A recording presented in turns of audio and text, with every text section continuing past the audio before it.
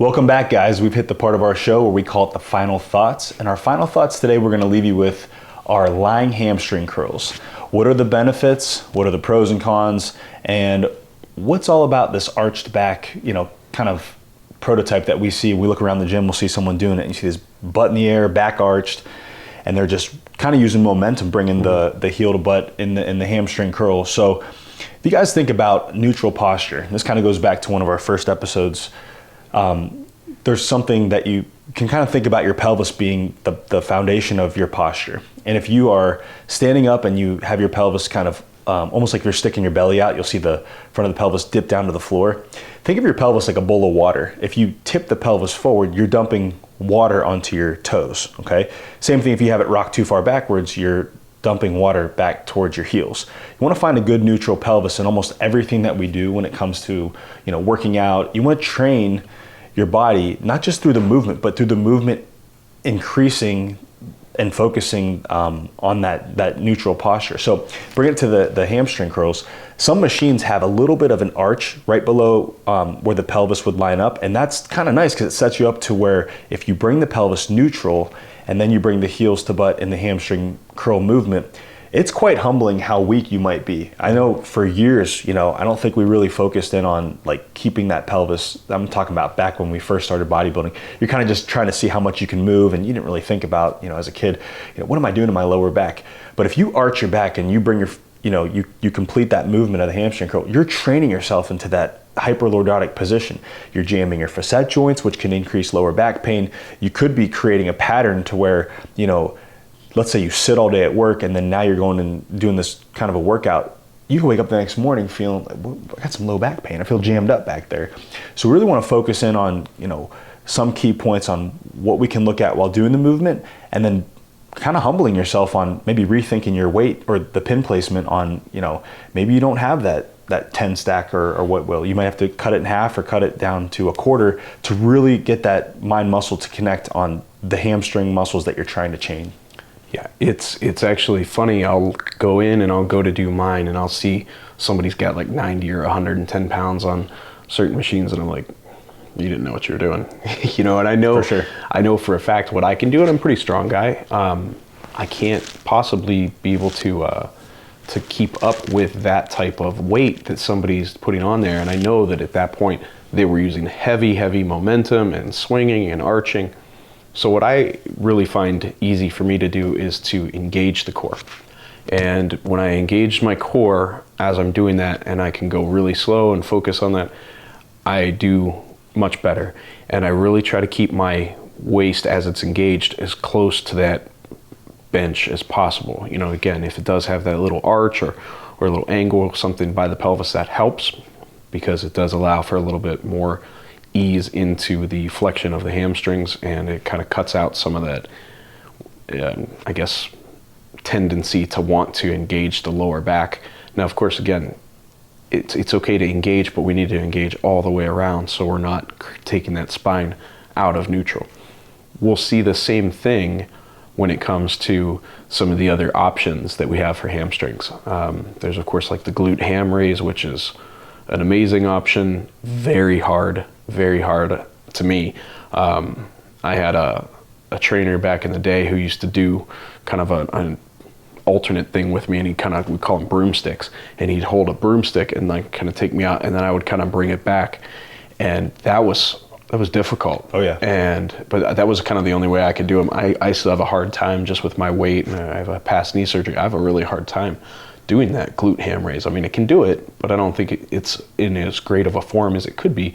So for me, if it's not a good form, I'd rather not do it. Can I run with that for real quick? So a lot of the folks I take care of who are in the CrossFit world, there's a glute ham developer machine that a lot of times people will do, like, we can talk about this movement also, but where they're laying backwards and they reach back and touch the floor, come back up, and they're training it for more abs. I've seen so many back injuries come from that. I really don't like that movement, those GHD ab sit-ups, if you will. So if you're on this machine, the GHD machine, if you scoot back, or I guess scoot closer to where you lock your feet into, it'll bring the knee a little bit more south of that pad. So it does become a little bit easier for folks who are big. So you can actually almost, I'm thinking like a bicep curl, but it's for your hamstrings. But I'll always bring a band over my shoulder, something that's almost too helpful, so that as I come down for that eccentric load, so the lengthening, for you guys that are listening on the audio, the lengthening of the hamstring, if you don't have the band there, sometimes you hit that 45-degree mark and then you just fall the rest of the way. Yeah. But the band will actually start to give you resistance at that 45-degree angle and help you to parallel. So as you curl back up, you're not just ripping your hamstrings off of their So what do you attach the band to? Oh, so where the foot placement is, so I use the Rogue one from Columbus, shout out to Rogue. Maybe I'll shoot a video for it. Okay. I have one in my garage, so I use it pretty frequently. I use it about 2 days a week. I'll do one day with a lot of high reps, and then I'll do one day with real slow, like 5 to 10 second eccentric, just going for like a failure type deal. But yeah, I'll put a video up on the YouTube page. You kind of have to attach it and then swing it back down and through, so that as you go down, it's locked in. It's not going to just, you'd be at the mercy of it ripping, but which the bands are good that I got. So yeah, I like that. And then also, you guys can do this too. Like there's a Nordic hamstring curl. You guys can look up both of these that Craig had mentioned, the glute ham raise. And then there's a Nordic hamstring curl. Both of those are the same idea. Sometimes even having a partner hold your feet down and then you put a pad under your knees, you can do that eccentric, that lengthening, and then you would just stop yourself at the floor. But these, again, the idea with this movement is it really forces you to keep a neutral pelvis, because if you come unhinged or you extend back, it's almost like the hamstrings don't know how to fire. Right. So that one's kind of humbling too. Go ahead, I'm sorry. No, you're good. And we can do the seated. So there's a seated hamstring curl, of course, and I find when I do that, I just really need to make sure that the seat position is perfect, and then I lock those hamstrings in by putting that pad down on my quads. I make sure that I can't move. Sometimes it's to the point where it's like squeezing me so hard, as I flex my hamstring, I almost even run out of more room. So it's very, very tight. And then of course they have the standing ones too.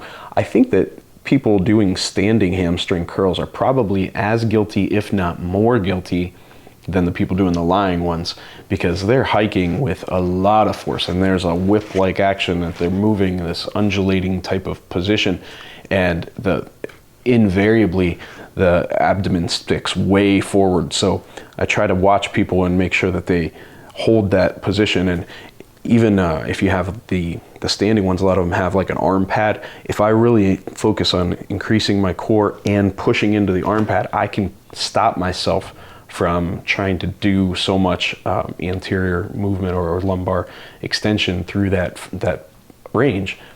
However, again, I think one of the most important parts of this is stop thinking you're Superman, because it doesn't matter if you can move 90 or 20. It matters what the muscle is doing. And if you're trying to do a hamstring exercise, your hamstring doesn't know what's on there, but it's your back's going to know when you start using that incorrectly because you were trying to be a show off in the gym. Question for you. Toes pointed versus toes pulled to the shin. That you find, or even like rotating the tibia in, so toes in versus toes out. Will you play with that throughout the week or throughout the month? How will you shift that mindset per set? I typically do one of each set. So if I'll do like 4 sets of a hamstring curl, I'll do a toes neutral, a toes out, a toes in. I don't do a whole lot of the dorsiflexion versus plantar flexion focus. I know that there is a bit of difference to it, because I know that if I'm totally dorsiflexed, it's harder. Yeah, it's definitely harder. There's a difference for sure. And then I think however you were raised training that way, you think about Dad's old gym, Right. We had some kind of unique machines there that I think forced you one way or the other. But, I'd say for you guys, keep variety in your training when it comes to this stuff. Use all of the things that we offered, as suggestions, and see how you guys might see that your muscles, it might change how it functions when now you go sprint, or when you go for walking, or when you simply stand up while you're taking breaks from work. You might feel like the pelvis is actually in a better position, and lower back pain hopefully will diminish, and you start feeling better overall. Yeah. All right. Cool. So that's it for this week. Again, thanks to Josh Rafferty for being on earlier. So shout out to him. Make sure you check out his info. And then be sure to follow us on our social media pages, Instagram, YouTube, Facebook, Twitter. And we are still being extremely responsive to questions that are coming into us. So keep those coming. We definitely appreciate it. We were pretty excited to see some new listeners in some new countries. Yeah, this past really week. Exciting. So that's really cool. Thanks so again, guys. We appreciate that, and you guys have a wonderful week, and we'll see you again next week. See you guys. Have a great one.